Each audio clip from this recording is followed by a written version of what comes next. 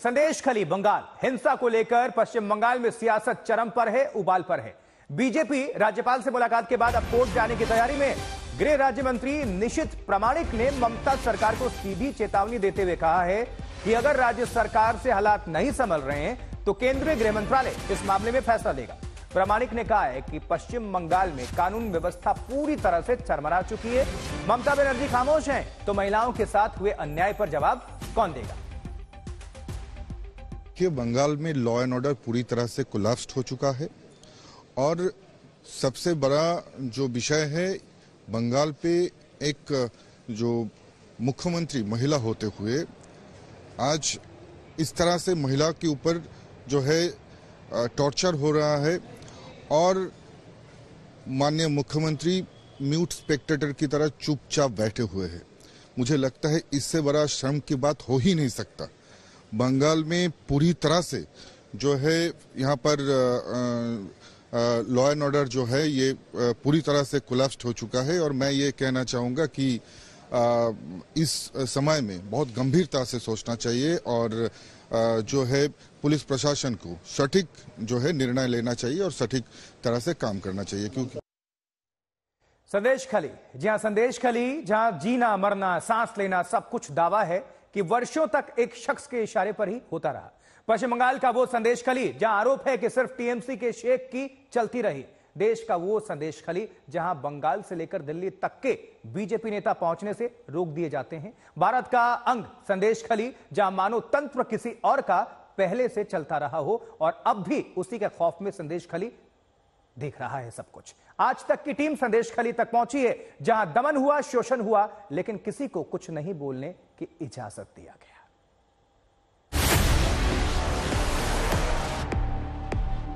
भारत के नक्शे पर राज्य पश्चिम बंगाल, राजधानी कोलकाता, कोलकाता से 75 किलोमीटर दूर जिला उत्तर 24 परगना, 2 ब्लॉक में बटा हुआ गांव संदेश खाली,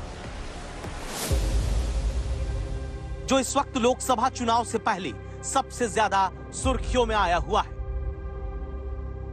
3 लाख की आबादी वाले संदेश खाली में राज्यपाल के पहुंचने से पहले महिलाओं को जहां मुंह खोलने से डराया गया, जहां पहुंचने की कोशिश करते बंगाल बीजेपी के नेताओं को रोक दिया जाता है, जहां दावा है वर्षों तक बंगाल में टीएमसी का शेख अपनी सल्तनत मानो चलाता रहा, जहां महिलाएं अब चेहरा छिपाए बिना कुछ भी बोलने से पहले डर जाती हैं।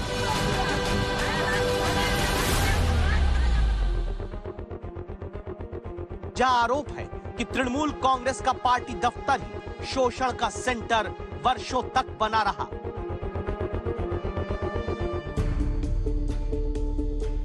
आज उसी संदेश खाली से दस्तक देने आज तक संवाददाता श्वेता सिंह पहुंच रही हैं।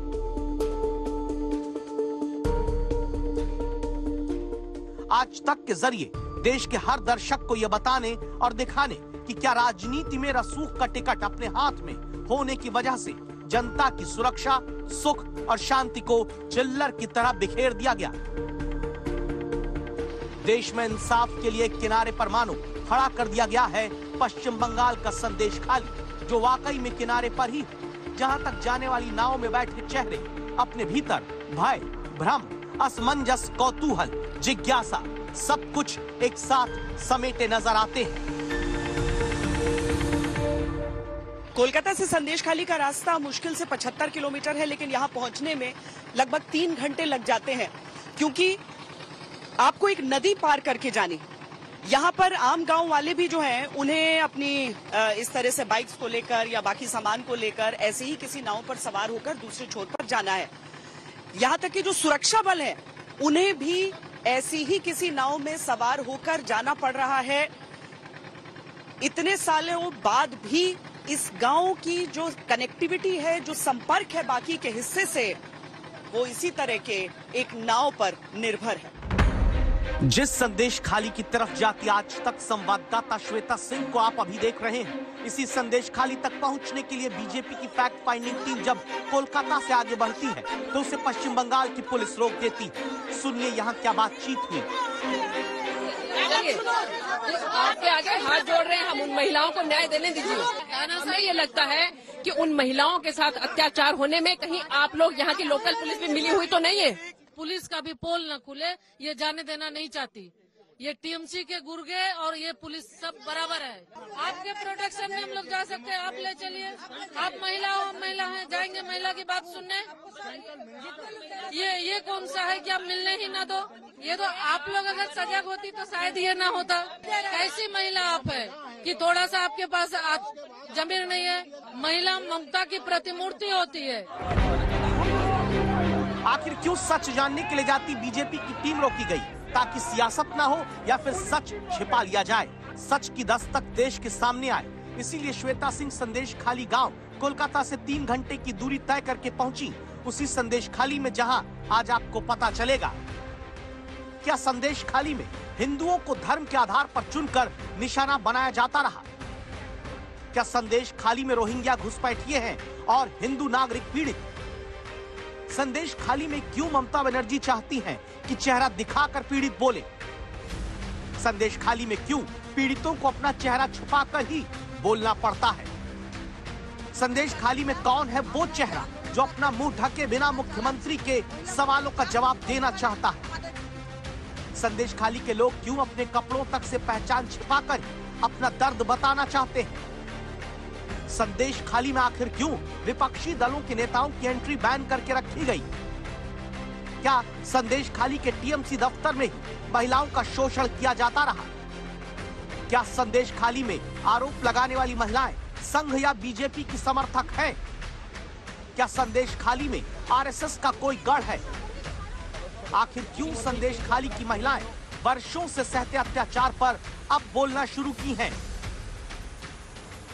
संदेश खाली की एक एक फाइल खोलने के लिए आरोपों का सच और सच पर सियासत का सच आप तक पहुंचाने के लिए श्वेता सिंह अकेले संदेश खाली पहुंच चुकी हैं।